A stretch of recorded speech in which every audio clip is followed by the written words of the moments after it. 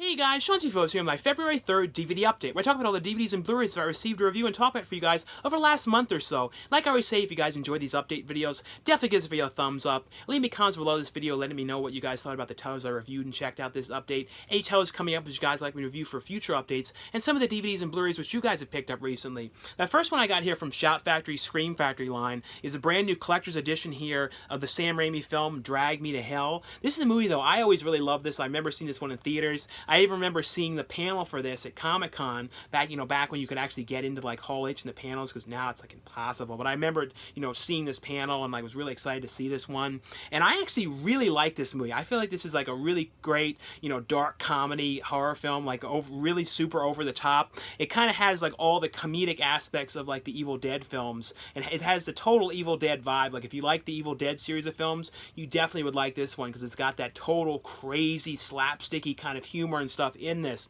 But it's basically about Alison Lohman's character, who ends up working at this loan office, and she's like kind of trying to get a higher position there at the bank, but she's kind of like in between her and this one other girl that could get the higher position. So she's like supposed to turn down people for loans and stuff, and this old gypsy woman comes in there saying that she really needs this loan, begging for the loan, and she doesn't give it to her, and she's like begging and pleading and crying, please, I need this, but she doesn't, and the gypsy woman ends up putting this curse on her, like steals her button and puts a curse on her and says like terrible things are going to happen. And essentially it's like after this, it's this curse has been put on her, terrible things do start to happen. It was a very bad decision for her not to do this, and things in her life start falling apart, and there's all kinds of really creepy, weird, wacky stuff going on. Don't want to say too much about it because it's like, if you guys haven't seen it, it's fun to just experience the craziness of what happens in this. But like I said, I always really like this movie. This has on here though the brand new HD masters of the theatrical cut of the film, as well as the unrated version of the film. And there's a brand new interview on here with Alison Lohman talking about this movie, and she's also talking about some interesting stuff too about how when they were making this, a lot of the stuff that was like the real crazy stuff she didn't even know about, because like it was kind of added last minute while they were shooting, like on that actual day and stuff, and like certain gags they were coming up as they were going throughout the movie. There's also an interview on here with actress Lorraine Raver, as well as an interview on here that's new as well with the composer Christopher Young. But a really, really fun, crazy, over-the-top horror film. If you guys have not seen this one, I would highly recommend you guys check this one out. The next one here is from Warner Brothers. They sent over a free copy of this one to let you guys know about. And this is the 4K Ultra HD edition here of the DC Universe movie, Batman Gotham by Gaslight. This is actually a pretty interesting movie because it's like set in like the time of, Jack the Ripper. And I think they actually, I believe there was some other of the Batman animated films that were set like in like the 1900s and stuff, I think. I might be totally wrong about that, but I believe there might have been some. But it was kind of interesting having, the villain in this be Jack the Ripper, who's going around killing women and stuff, and Batman's trying to solve the case and figure out who it is and kind of stop the person. And it's like a very interesting, very different kind of take on the whole Batman series, because normally, villains are in the Batman films are kind of, the over-the-top kind of Riddlers and like the Joker and kind of crazy type characters. But this one is actually someone that was actually existed in the past, so a different kind of take on the whole thing. This one also is rated R as well. I think this is the second of the animated Batman films that was rated R. I think the last one was Batman the Killing Joke, which was. So hopefully they continue on doing more of the R-rated series ones. But this one, like I said, is the HDR, the 4K edition with HDR. And that's the big thing with 4K, is the HDR high dynamic range, which is the contrast levels and the brightness levels. And this actually looks really, really good on 4K because it's a very dark and gloomy type film. But it has on here, though, on the Blu-ray disc, some features on here. It has a commentary track on here. It has a sneak peek at the next animated Batman film, Suicide Squad, Hell to Pay, as well as 2 bonus cartoons on this. Now the next ones here are from Umbrella Entertainment, and there's both region-free releases, so all region, you guys can play this one in the US on a regular Blu-ray player. You don't need any region-free players or anything. They're all totally region-free releases. And this one I was so glad, got a release. This is a movie that I always really loved, and it's the Stephen King's Silver Bullet. And this is one, you know, like I said, I always watched this movie, especially when I was like younger. I remember like one of the early like R-rated horror movies I was allowed to watch. I remember seeing this all the time because I'm always too a huge fan of Corey Haim, and I think this is like one of his like very first movies. I feel like First Burn might have been his actual first, but I think this is like maybe the second or third, something like that. But and it stars Gary Busey as his uncle in this, and Everett McGill in this. Everett McGill, like, you know, I always think of from, of course, you know, Twin Peaks, but my favorite thing he ever did was People Under the Stairs, and he plays Daddy in it, and like he's in this playing this priest.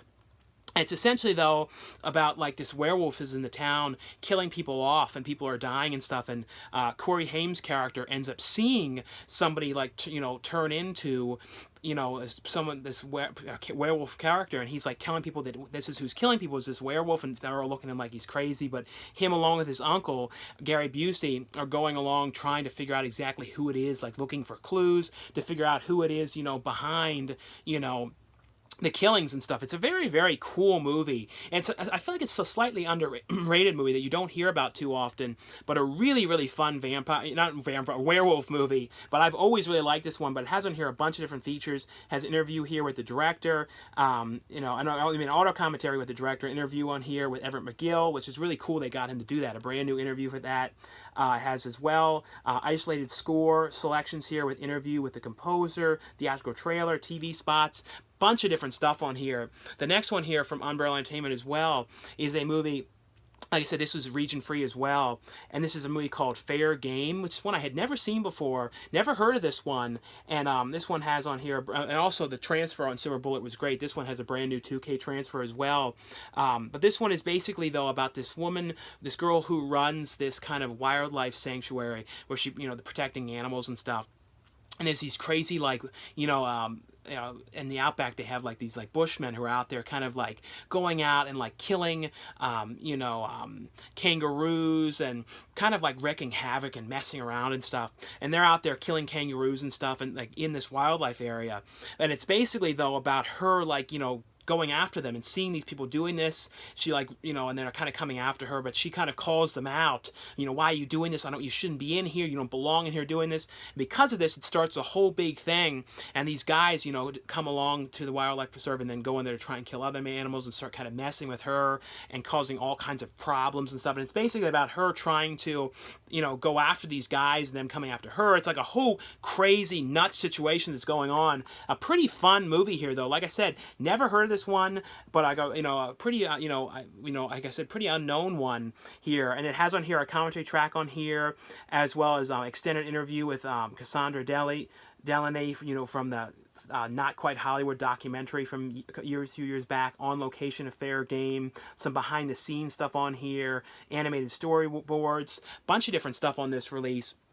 And the next one here is from HBO, and this is the TV series here, the complete first season of the James Franco show that he stars in, along with Maggie Gyllenhaal, called The Deuce. And this is, like I said, the complete first season of this. And it's a pretty interesting show set in the 70s, and this is set in New York City. And this is all, you know, it was like back then when New York was very, like, before things were kind of cleaned up, and they had, like, the areas where there was, like, all kinds of adult stuff and, like, adult theaters and stuff. And it was a very, very different time. And this all deals with the whole time of, like, those sex shops and adult films being made and all kinds of, like, prostitution and everything like this going on the streets. And it was, like, kind of thought of very differently at the time, and, like, it was all out in the open, and, like, now that's kind of not the same way there, but it's all kind of capturing all of that kind of throwback to that time, and they did a really pretty good job, you know, giving this a real 70s feel to this, and, like, giving it the look and the clothes, and giving it, like, a total, like I said, 70s look. And, like,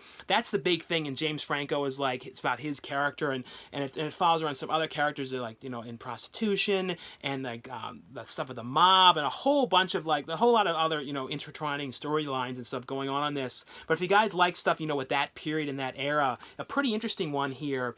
Like I said, it's the complete first season. It has on here some featurettes on here, some stuff talking about the early 70s, about, you know, as well as inside the episodes, some stuff about behind the scenes facts about them, as well as a commentary track on here with James Franco, Maggie Gyllenhaal. So a pretty interesting series here. The next one here from MPI is a movie here called Teenage Cocktail. This is actually a pretty cool movie. It's about these two girls, and the one girl moved to this new kind of small town. She became friends with this girl, and they kind of started having a relationship, or sort of started to date and stuff. And it's kind of about, like, they really want to get out of this small town. They don't like their parents. They don't really like, you know, anything there. They don't really have any friends. Nothing about where they live they really like. And it's kind of them trying to figure out how they're going to get out of this area.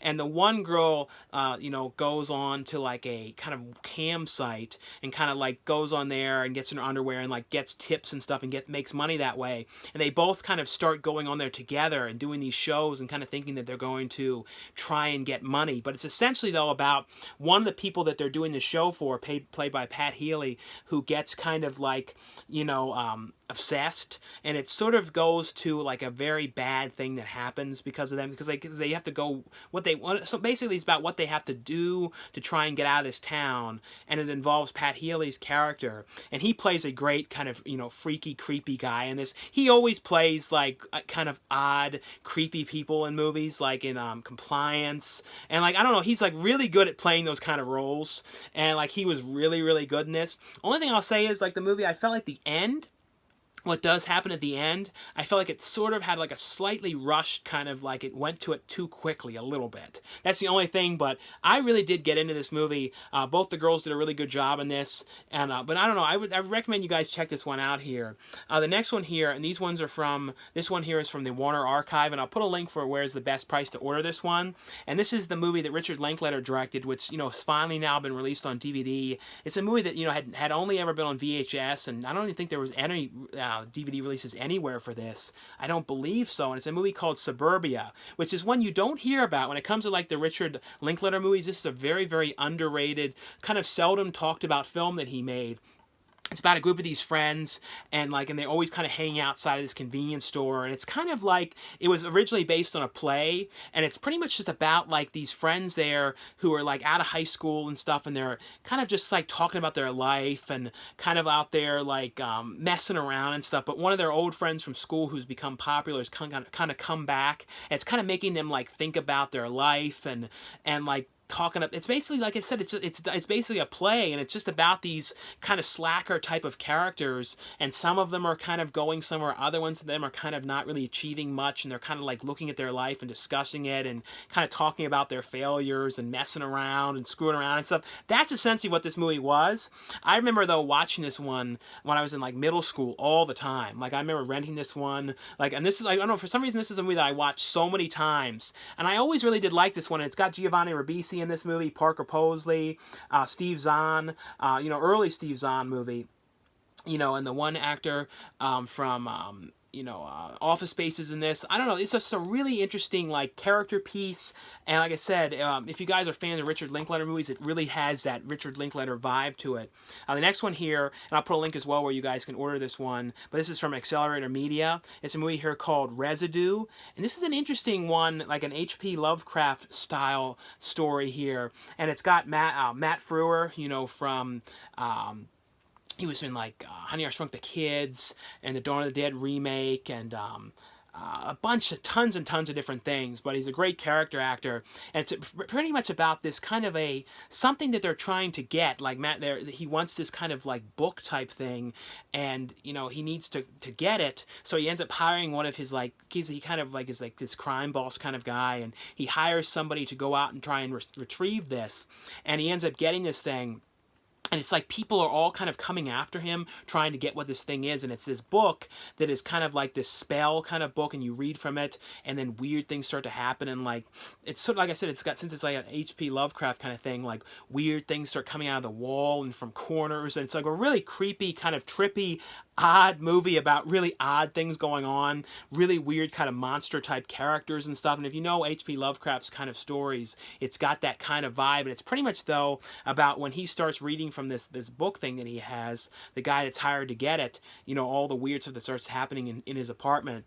And the one actor too who passed away from Phantasm is in this one as well, but a pretty interesting movie here. Like I said, if you guys are fans of those type of films, definitely check that out. The next ones here are from Vinegar Syndrome, and this one here is in the limited edition slipcover. This one is limited to 1,500 copies in this slipcover, and I think next month they're releasing the sequel to this movie. It's a movie here called Penitentiary. Saying it really wrong, but it's basically though about this guy who ends up getting arrested and put in jail because like something ends up happening. This one guy ends up dying, and he ends up getting put in jail for it. And he's in there. And it's pretty much like around this time they were making a whole lot of like prison films, mainly a ton of women in prison films. This is one of the few prison films that I can think of that was mainly focusing on a man in prison, because like this is around this time, as like I said, it was a big time for exploitation women in prison films. But he ends up getting put in jail, and it's got kind of some kind of comedic elements mixed into this movie, and he's in there trying to figure out how he's going to survive, and he finds out about the boxing program, and it's kind of about him like working in this boxing program, but it's like, sort of boxing to death kind of stuff going on, and like people are also trying to kill him, and he thinks too, if by doing this program this would maybe get him out of prison a little earlier for like good behavior, because like the people who are like in the boxing program, they are kind of considered like doing the good thing in the prison. I don't know, I got into this movie. It's a crazy, like, got some real over the top, like I said, kind of comedic aspects of this movie as well. But as always with Vinegar Syndrome, an amazing transfer. They do such a good job, cleaning up their films. Like, this has a 4K restoration from the original 35mm negative. It has a commentary track on here with the director. It has a commentary track on here with the second assistant director, as well as some interviews on here with the actors. But a really, really interesting like prison film. This one here is called Fugitive Girls. This is an early Renee Bond film who was in a lot of the she went on to like more adult films, but she was in a lot of the Harry Novak movies, and I think Country Cousins, and a lot of those kind of like early Harry Novak ones, like 70 to 7, like around that time. They all kind of had the same vibe, and they always sort of felt like they were like filmed in the same barn and farm, even though I don't think they were. None of those have come to Blu-ray. Hopefully some of those movies come out, but this one, like I said, is called Fugitive Girls. And it's basically though about these girls that are kind of broken out of prison, and it's pretty much just about them they end up escaping like their plan of getting out of prison, and them kind of going out on the run, and then like people that kind of get in their way are getting killed off and stuff. It's like a crazy, like, so this was more of has the women in prison vibe, and then the kind of on the run kind of, and they made a lot of other kind of movies like this as well. This is another thing that was kind of popular around this time, was a lot of kind of like breaking out of prison, on the run. There was like tons of them. They even did a lot of these kind of ones too, like in other countries as well too, about like that, because like I said, these are really a big kind of popular genre, like drive-in kind of movies at the time. This one has the brand new 2K scan of this one, commentary track on here with Frank Hellenletter, as well as the biographer of Ed Wood, because Ed Wood was actually someone that wrote the script. I believe he wrote the script for this, and there was and even like appears in this a little bit. But and there's a bunch of other kind of archival interviews as well on here. But a pretty interesting kind of like escape women in prisons film. And this movie here, the main guy in this, I always think of him, he's been in a lot of different things, but he was in Billy Madison as the one, like, assistant to the guy who ran the, Billy Madison's father, who ran the company, and he was also in It's Pat, and he was like the one who was like the mailman who's like, "You're not disgruntled, are you, Pat?" I don't know, he's a great character actor, but he's in this movie. It's a movie here called Lucifers Women, and this has another one that has a limited edition slipcover, and this one's limited to only 1,000 copies, and this one is basically, though, about like I said, that guy who's like, he kind of like goes and puts on kind of shows, like, and he says he's like he kind of is part of, like, he's like a Satanist kind of guy, and he says he's like a reincarnated Satanist, and he goes and does kind of like spiels and lectures and kind of weird kind of like illusion type acts and stuff in front of people. He goes to like this weird kind of club where everyone's kind of putting on all these kind of shows and illusions and stuff, and it's just pretty much like. And he's also writing this book. He has this book out that he's kind of trying to hype up. And his like a publisher's like, "You should like go on and go full tilt into this Satanist stuff." And he's really kind of messing around with the whole thing. And he's like, "Okay." So he starts to put on these kind of shows, but it gets worse and worse and worse. It's a very, very crazy movie. This one has, you know, all these ones, like I said, have great transfers. This one is from the 2K transfer from the 35mm negative. Has a director, you know, commentary track on this, a video interview on here, and this also has the original, because this one, like this kind of cut of the movie was believed to be lost, so it has this cut and then this another cut of the movie, which was the one that was kind of the more known one that was released in the past, I think, or the one that you could kind of get. But this Lucifers Women one was like kind of thought to have been lost. The next one I got here from VCI is a movie here called The Aftermath, and I just finished watching this now. It's a really fun, a post-apocalyptic movie, and Sid Haig is in this movie. But transfer-wise, I have to say, VCI did a really, really good job cleaning up this movie. The transfer on this, the picture is really, really good on this. It's basically, though, about these astronauts that end up, you know, trying to communicate down with Earth because they've been up there for a while, like doing a mission up there, but they can't get any communication with Earth, and they don't realize that the Earth now had something happen, and it was like a post-apocalyptic situation, and a lot of people had died, and like buildings were destroyed and everything, and they end up crashing down to Earth, and they discover this, so they're kind of going around trying to figure out what had happened, and it kind of come across some people. It's kind of got like a Last Man on Earth sort of vibe to this a little bit, but Sid Haig's character plays like the head bad guy, and he has a group of these people with him, and they're out there like killing people and doing all kinds of crazy bad stuff, and Sid Haig is great, though, as always, playing like this crazy bad guy. But there's also like these sort of zombie type creatures out there as well that are like deformed and stuff, and all kind of coming after you and trying to kill people and stuff. It's a really fun, crazy post-apocalyptic movie, and like with the super cheesy effects and the music and stuff. It's got like a real mixture vibe of music. Like some of it sounds like it's like 40s music from a Frankenstein movie. Some of it sounds like sort of 70s synth. Some of it sort of sounded almost like it inspired the music in like Ellen's Energy Adventure and Epcot. And it was like, it had like a mix of all these kind of things in one. But, you know, like I said, transfer-wise was really good. It has a commentary track on here. It has some interviews on here with Fred Owen Ray, with the director, short film on this one. But a really fun if you guys like a post-apocalyptic kind of end-of-the-world movies. The next one here is from Paramount and Comedy Central. One of you guys know this one is available, and this is the complete fourth season here of Broad City. I haven't seen all the episodes of the show. I've seen like a couple episodes here and there, but it's a pretty fun show about these two girls living in New York, and it's pretty much about like them. It sort of has a kind of like a Workaholics kind of feel with the humor a little bit, but it's pretty much like them in New York, and it's sort of them, you know, what they're in their life, and it's kind of like the relationships and their kind of problems, and it's kind of, that's pretty much essentially what it is just sort of them and their friendship and all the kind of things that happen while they're living in New York and the kind of stuff that they're dealing with and everything. But it has on here, though, a featurette on here, behind the scenes, deleted scenes, as well as extra scenes on this one here. Like I said, we'll let you guys know that this one is available here if you guys are a fan of the show. This one here is from Worldwide Multimedia, and this one I had to mention. I'm so glad this one is finally released, because it's a movie that I, you know, acted in. I think it was in 2011 I filmed this one, and like I never heard much about this. So glad this one has finally, you know, gotten a release. It's a movie called Another Superhero Movie, and it's like, I'm in this one, this is back when I was really heavy though, playing this like masked guy, and I'm shirtless the whole movie. It's basically about this guy, the superhero, who ends up, you know, shooting bullets with his fingers, and it's kind of, essentially what it is like this bad guy and him kind of coming after them. It's a very, very ridiculous kind of, if you like weird superhero kind of movies and stuff, check this out. Like I said, I wanted you guys know that like this is one that I'm in, and so like let you know if you guys want to check this one out.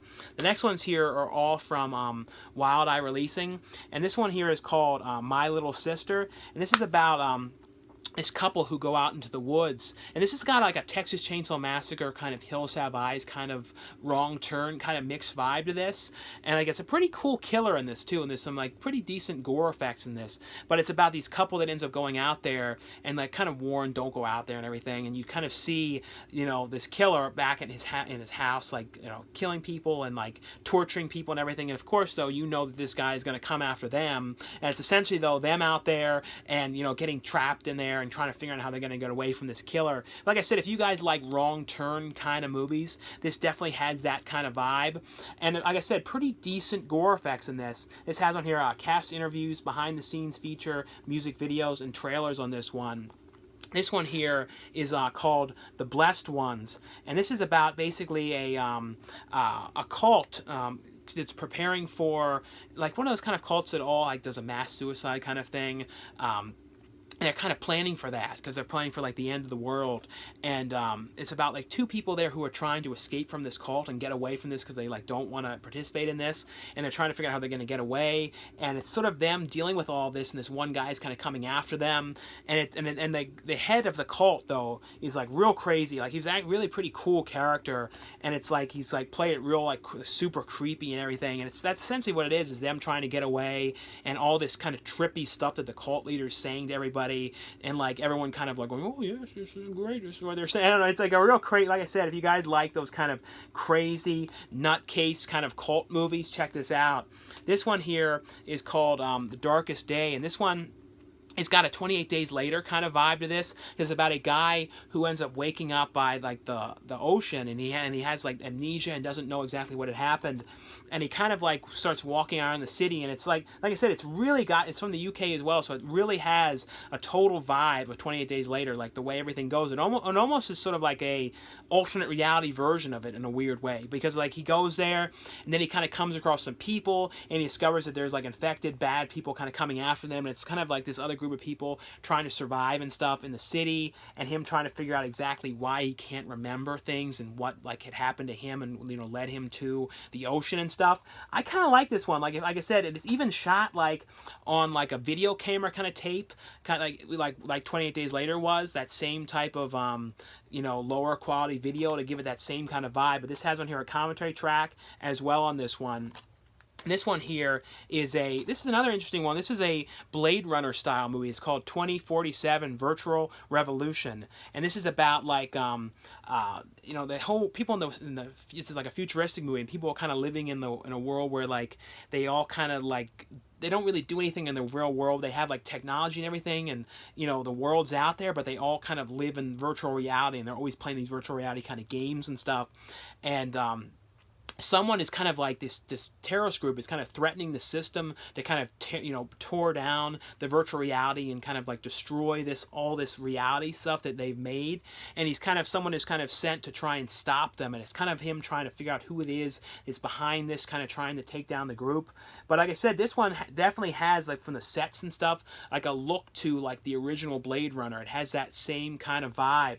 This one has on here deleted scenes, a score featurette, director's interview, making of featurette, trailers. But like I said, it's a very indie movie, but they did a pretty good job though here on the special effects, and like, because like a lot of it would have to be built digitally and stuff.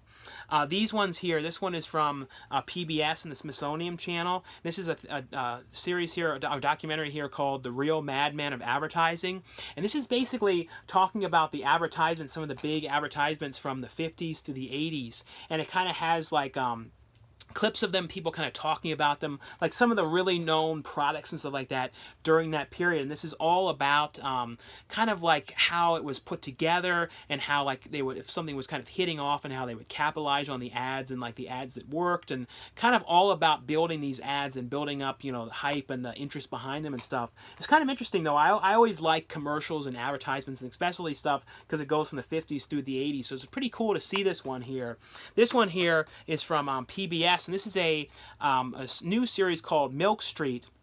This has the one guy from the series America's Test Kitchen, which has been on for a long time. But this is his new series, and it's a cooking thing, all of him cooking, because he's the one who normally does like the testing. I believe he's one of the ones who does like the testing products on America's Test Kitchen. Like he tries like the different versions of stuff, or he stands with the guy when they do it. But this is one trying like him having all kinds of different stuff from all around the world, like Spanish dishes, Mexican dishes, dishes from Thailand. It's kind of him making them, and then having people kind of come in and show them like the recipes and stuff. So if you guys are a fan of America's Test Kitchen, this is like a sort of like almost like a spin-off sort of series, because it's him doing his own cooking show. The next one here, and this is from The Widowmaker and Bayview Entertainment, and this is a movie here called Cannibal Hookers, and this is directed by Donald Farmer. And if you guys, this is like a shot on video, early 80s shot on video movie, and it's about like these like sorority girls, and they're like killing people off and stuff like that, and it's like they're cannibalistic people, and like people that kind of or you know, and it basically deals too with these prostitutes and stuff, killing them off and everything. It's like a really, really ridiculous shot on video movie, but I really like Donald Farmer's stuff, and it has a really great the opening music in this, like a really amazing like 80s song, like a really, really cool song. It sets the mood, and it's all set to, you know, it was filmed in the, like I said, in the 80s, and it's all in LA, so you see all the old areas in LA, and you see like the signs and stuff, and like for like all the old movie posters and stuff. I don't know, I always love that kind of stuff, and I always really like shot on video movies.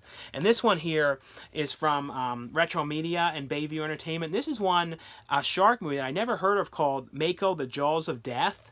And this is like a kind of a lost, sort of not talked about movie about this guy who like has the ability to control sharks and stuff because he has this amulet that he got.